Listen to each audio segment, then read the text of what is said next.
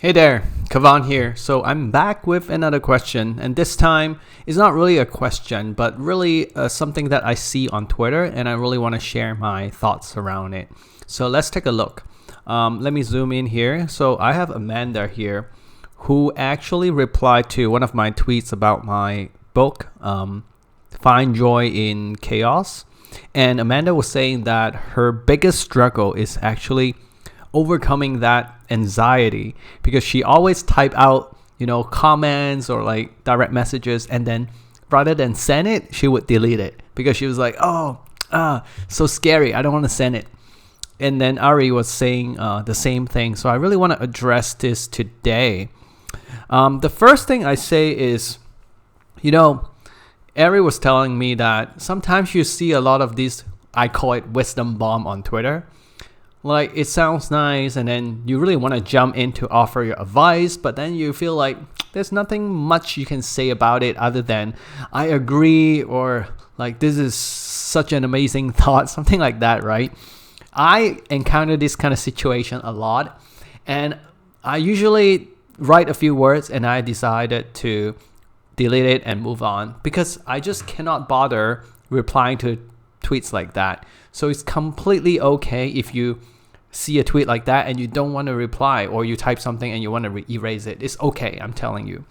Okay, the second thing is, when we get on Twitter, this is kind of like an open space, right? So everything you write, you feel like a lot of people would read it, which is not really true. And I find that in the early days, the best way to kind of overcome this anxiety is to figure out your inner circle, like the people that you see being quite active on Twitter every single day, and you focus on interacting and replying with these people, so that you can kind of trick your muscle and say, it's actually quite easy to talk to people online because these are the friendliest people and they're closest to me.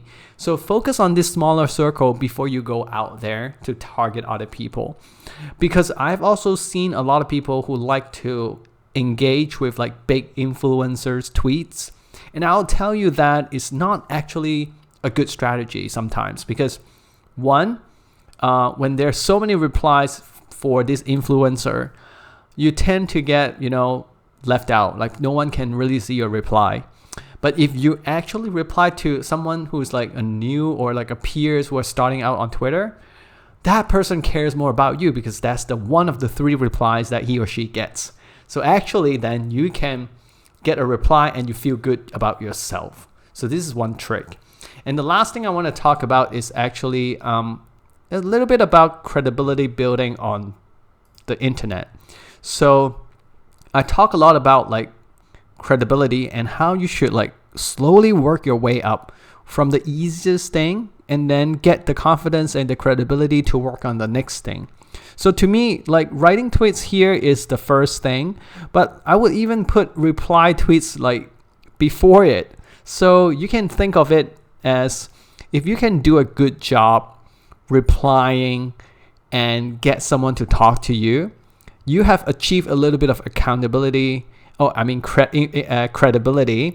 and then that will help you write tweets and write articles, and it triggers down to like eventually become a CEO of a company, right? So if you reframe yourself as in, this reply is actually just a practice, then maybe you feel a lot better to just like click send instead of removing it and then move on.